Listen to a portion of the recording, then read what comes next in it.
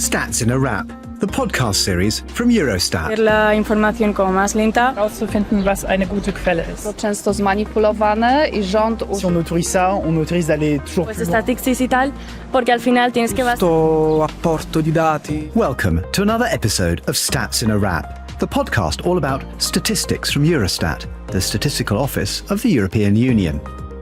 Now, if you've been listening to our podcasts, you'll know that we think data are delicious, and we like nothing better than to slice and dice and wrap them into bite-sized morsels whilst enjoying the intriguing stories, the fascinating conversations and startling truths about the everyday and not so everyday stats that surround us. Today in the Wrap Cafe, we're going to be talking about a mysterious and elusive concept we all think we know about, but few of us can define accurately, and that's quality. And we'll be talking about pop music, not just any old pop music, the Eurovision Song Contest, watched by over 160 million people worldwide. A quality brand that's been going strong for 67 years. It also gave us the statistical phrase nul point, which has entered the mainstream in English conversation and is used frequently to denote something of low quality. The Eurovision Song Contest is produced by the European Broadcasting Union, the EBU, an alliance of public service media organisations, and behind the glitz and glamour, it's a data collection and dissemination machine, which is used by public service broadcasters in 56 countries to understand their audiences. Both Eurostat and the EBU guard carefully their reputations as providers of high-quality information. But how do they sort the good quality from the bad? We'll be finding out in this podcast. So let me introduce our guests who will be telling us about quality stats in all their forms. From Eurostat, Claudia Junker, who heads up the task force on peer reviews and quality. Thanks for joining us in the Wrap Cafe today, Claudia. Thank you very much for inviting me. Well, very good to have you here. And we also have two contributors who combined probably know more about the Eurovision Song Contest than any duo in the world. And you'd almost certainly want them on your team in a pub quiz.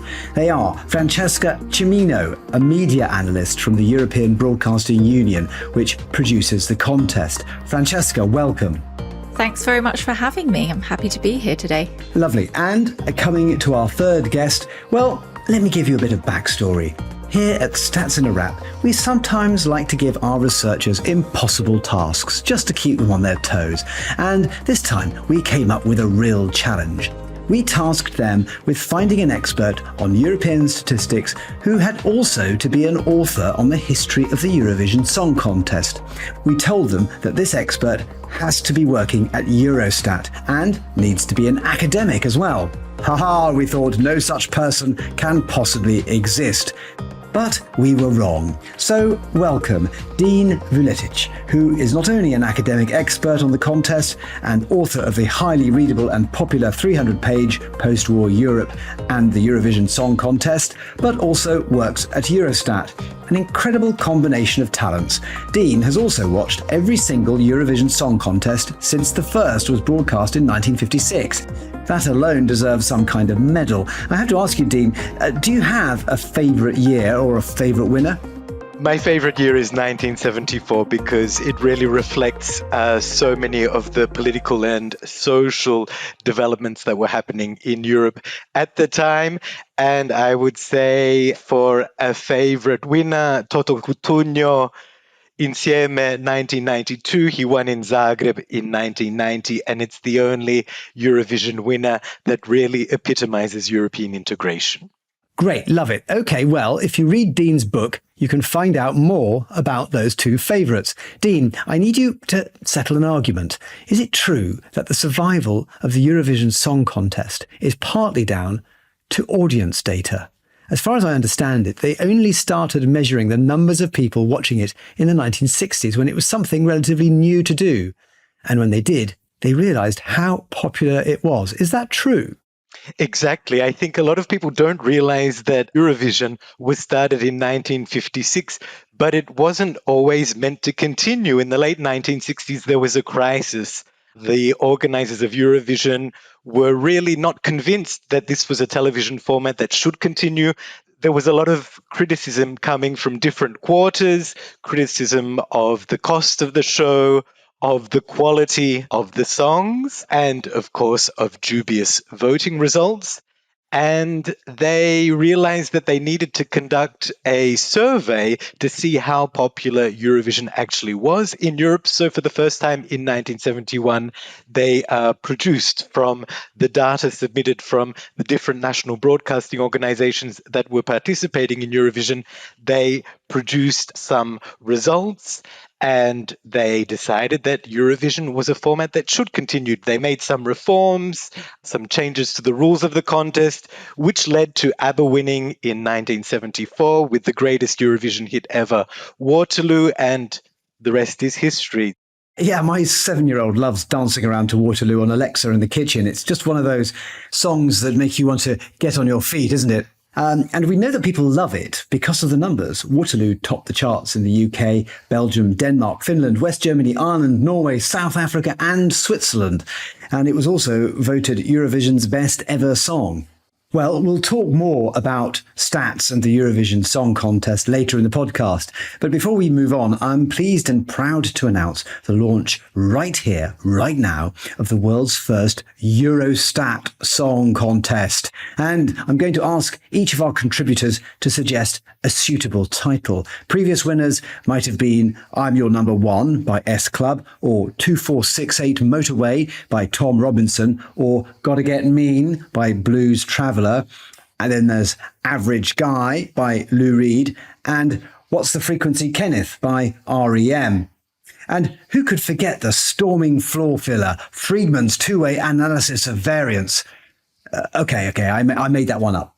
But I'm sure our guests will come up with something better. All will be revealed at the end of the show. Now, we come to the part of the podcast where we get to know a bit more about our guests, their personal career journeys, what brought them here, and why they're interested in numbers and number crunching and everything to do with data science and statistics. Claudia, perhaps you could just introduce yourself and tell us a bit about how you've come to be the head of the unit and what led you to this particular career. Were you a teenage stats nerd, or did you come from some completely other background? Tell us more.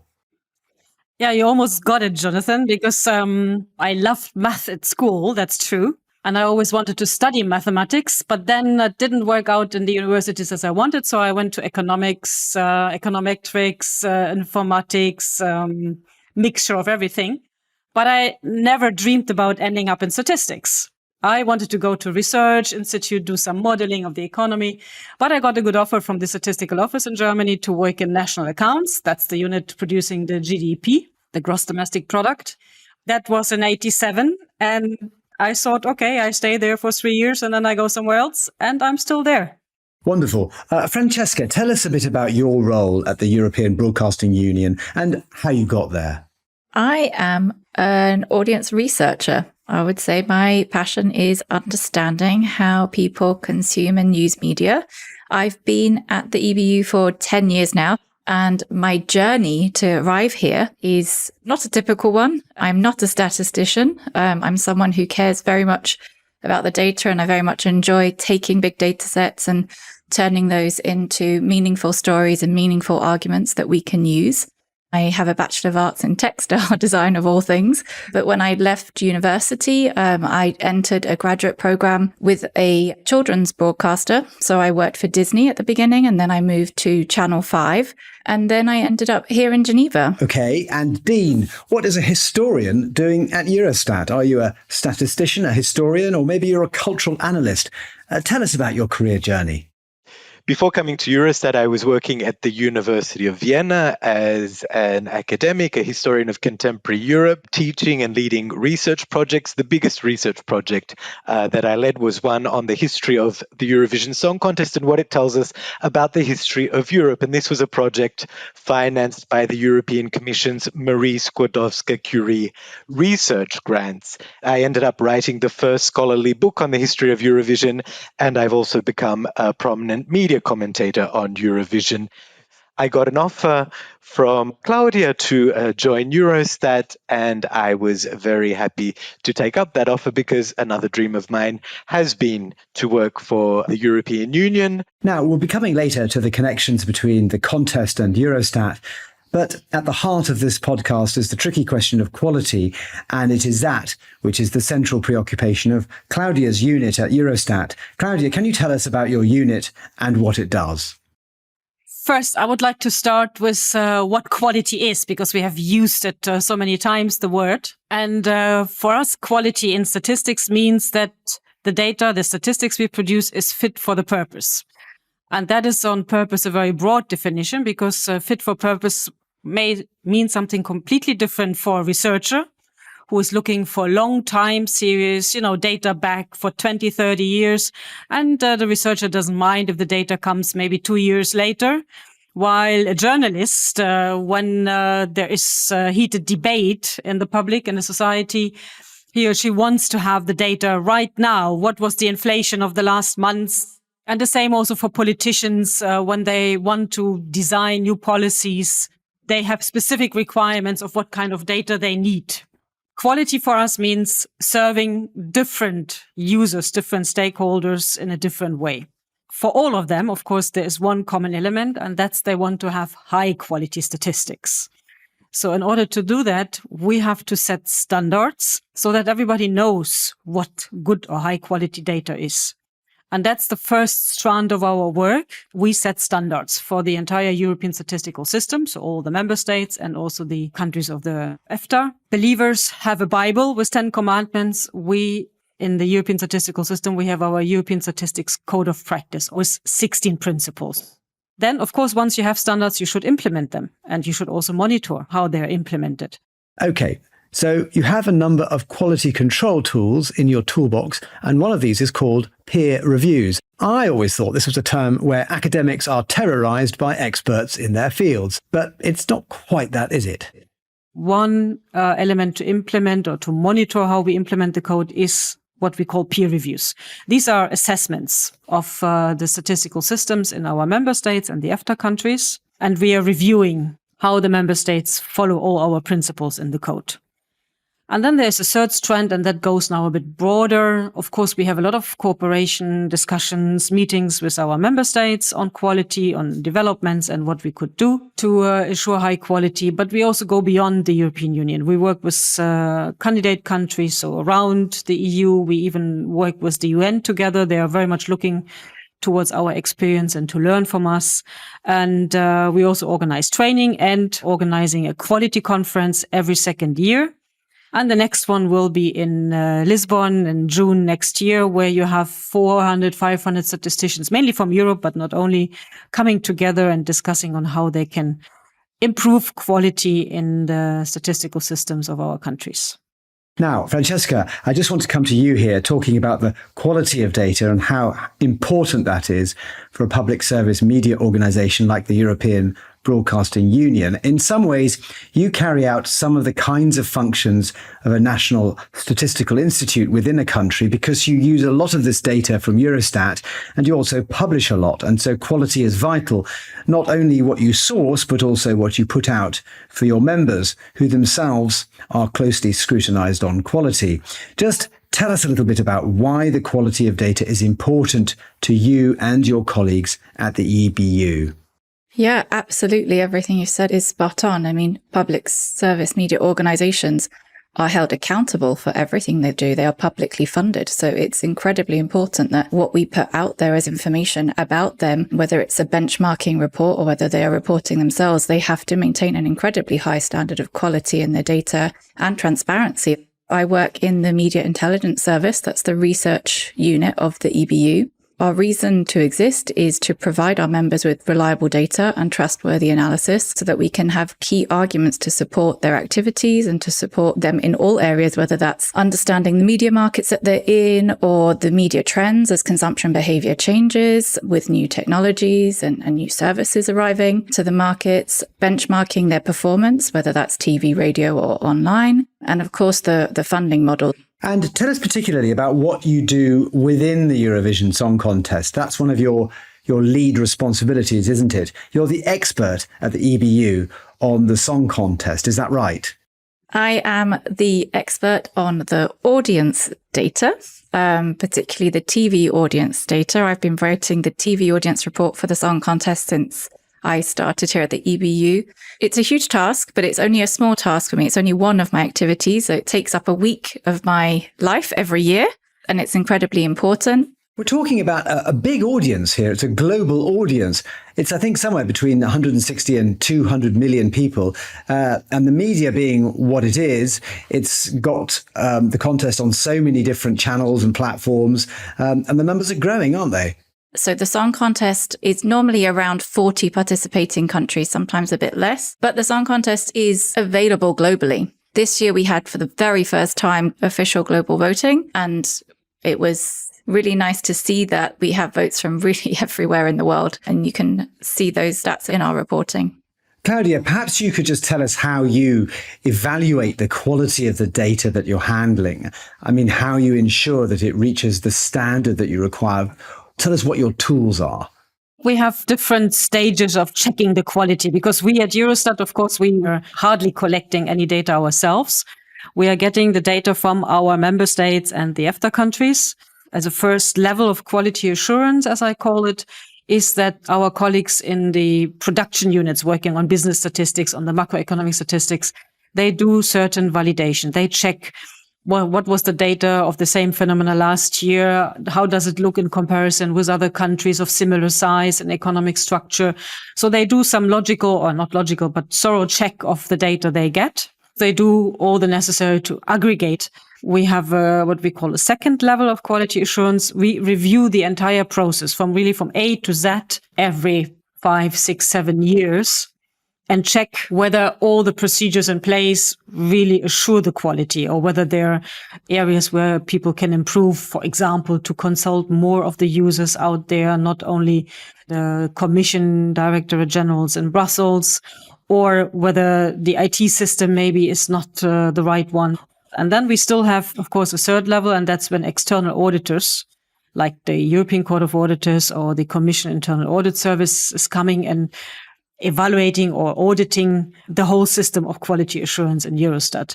So I think the system is quite sophisticated, and this way we assure that high quality statistics is on our website, but it doesn't mean that there cannot be any errors. We are all human. But for that, we also have a particular policy on how we treat errors in published statistics and make sure that they are very quickly corrected and users are informed about it. I just want to ask you, Francesca, you're a user of Eurostat statistics. Could you just tell us what it is about them that gives you the confidence about their quality? First and foremost, the fact that they are a recognized source. Eurostat is very well known for us. But in particular, it's the completeness of the data and the stability of the data. So we know that we can get a really good overview for our benchmarking. If we use Eurostat data, we don't have to go and find individual country sources. It saves us a lot of time, and we know that we can trust it.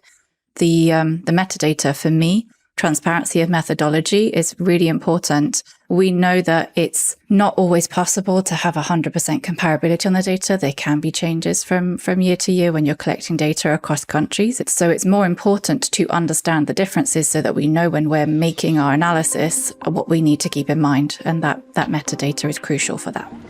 I would say the most important thing nowadays is to find out what the source of the data is. And a good source is everything that has a qualified group of people who decide what comes into. Yes, I do usually use data, but only in investigations for school or for uni.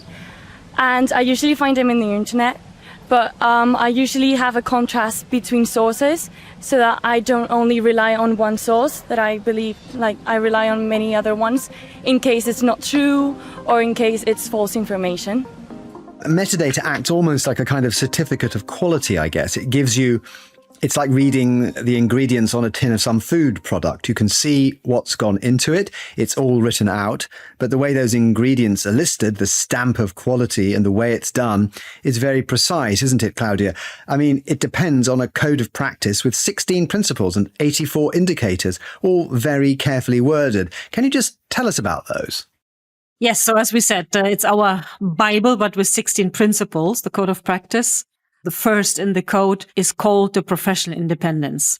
And that's a crucial principle for building trust, as Francesca was just saying, because if we are not considered to be independent, and I would emphasize here professionally independent, not organizationally, because also statistical offices, they belong to a ministry or to the government or to the prime minister or the president or parliament.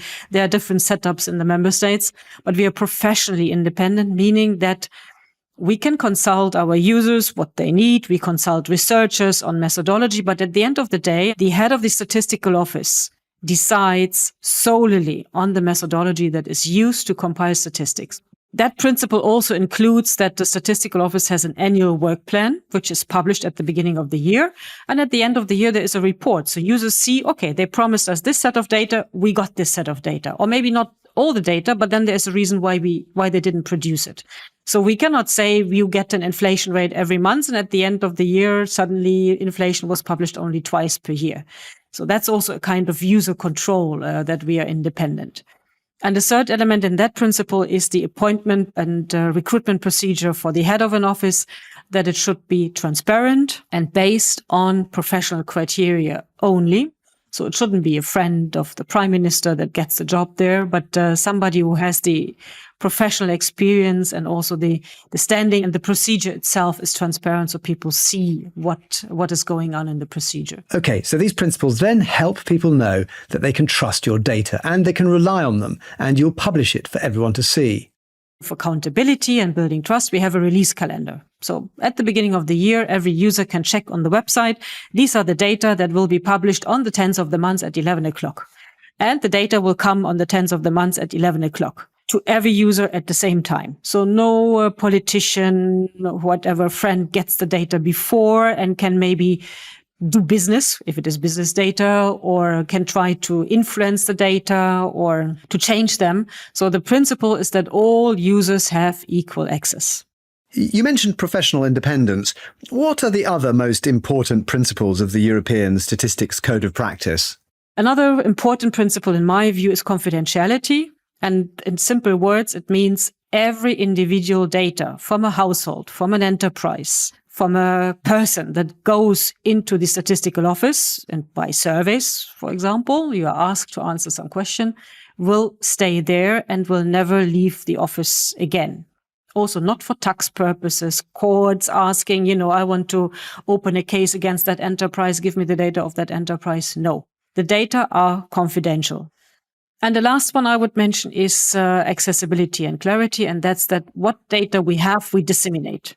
And we disseminate them in such a way that they are easy to find, maybe not so easy to understand, but we give the metadata, as Francesca said. We explain the data. We give descriptions of the data so users know what the data mean, in fact.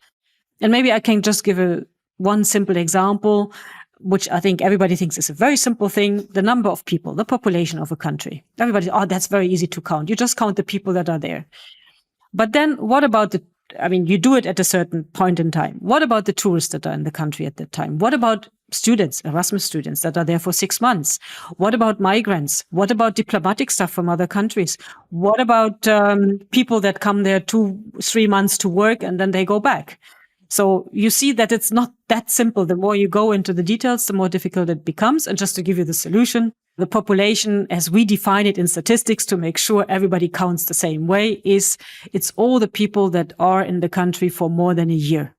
And the reason is that if you are there for more than a year, you use infrastructure, and the population count or the population data is used to calculate how many hospitals you need, how many schools you need, kindergartens, roads, and so on.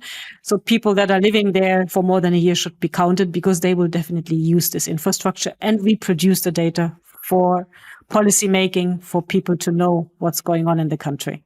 Dean, we were talking earlier about how the roles of Eurostat and the European Broadcasting Union are similar in many ways, especially as they are very directly accountable to the public, and as such have high expectations of quality and reliability. Can you just tell us more about that? These two organizations are involved in providing, producing, and exchanging information, and this has been the key work of these organizations. So for both Eurostat and the European Broadcasting Union, one of their main challenges is to address disinformation, fake news, And they do this by developing standards among their members to ensure that the data, the information that they produce, are of the highest quality. And in this sense, both organizations are themselves a stamp of quality. Francesca, what we're talking about here really is the interface of trust, public service broadcasting, and quality in statistics. Your members depend on their reputation to put out robust information in all their programming, but I guess particularly in news and current affairs, for example. And when it comes to audiences and audience data, those standards don't necessarily fall away. You've got to maintain them as well, haven't you? Yes, we really do. And we know that, especially for our members, TV and radio is still the most trusted mediums. And our members have a duty to keep citizens informed. So any information that goes out, whether it's on our members' channel or it's about our members, is held to the same level of accountability and to the same level of quality. So we want to make sure that our citizens are well informed about the news in the world, but we also want to make sure that our citizens are informed about how their public broadcaster is funded and using the money that it receives. So yes, the data is equally important, whether it's for commercial purposes, whether it's sponsorship, or it's for our members and creating key arguments to support their work at policy level or when they're in discussions with their governments for their next charter. I think I prefer fast data because I'm a really impatient person. So something that you can read really fast or is in a short video, it's better. I do use statistical data, but often I use TikTok to inform myself because it's more like for youth people. So one of the things we talk a lot about on Stats in a Wrap is statistical literacy. You can have the best stats in the world, you can have the best dissemination in the world, but in the end, you need to have an audience who can use what you're giving them. And when we were talking earlier, Francesca, you made a very interesting point about how automation is much trumpeted as a means of democratizing data.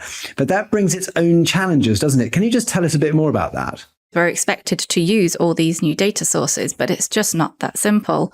We have to find ways of making that data work well for us, and to be able to ensure the quality, we have to have different ways of assessing it. It requires a whole new way of working. And we see that from all of the different platforms and services that our members are on. So whether it's their own VOD or audio on demand platforms, or it's the social media that they're on, or YouTube, all of these different platforms have different sets of data. We're using automation because it's just not feasible to have enough people to collate all that data. And there are dashboards being built which automate the data. So on a daily basis, you can have the updates at a channel level or a genre level.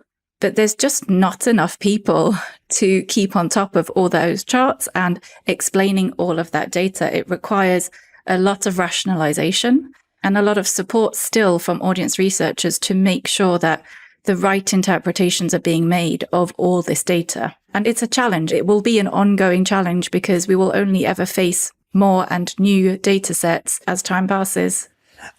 Yeah, that's fascinating. It's not just quality, it's quantity. We've got to be dealing with the quantity of data that we're dealing with, not just the quality, and how we handle all of that.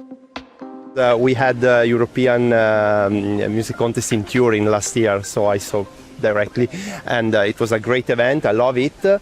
And I think that they use basic data about people that subscribe to their newsletter, or people that buy tickets for the event. Well, I know the European Song Contest, but I don't know which kind of statistical data they use. What statistical data they use is maybe not so important, because the European Song Contest is not so important in life in Europe.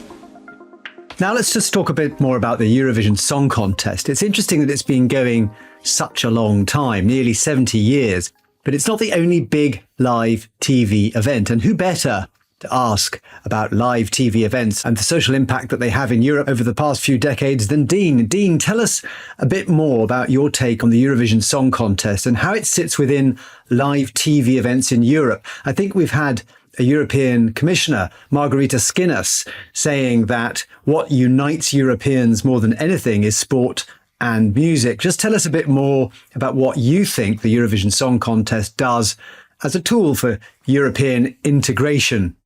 These days, the Vice President of the European Commission, who is also in charge of the portfolio for promoting our European way of life, he likes to talk about Eurovision and the Champions League as the two big cultural events that continue to unite Europeans. So when we go back to the early 1950s, we see that not only were the European Broadcasting Union and Eurostat among the first European institutions to be established at that time, but we also see these cultural events then emerging as some of the glue bringing together Europeans.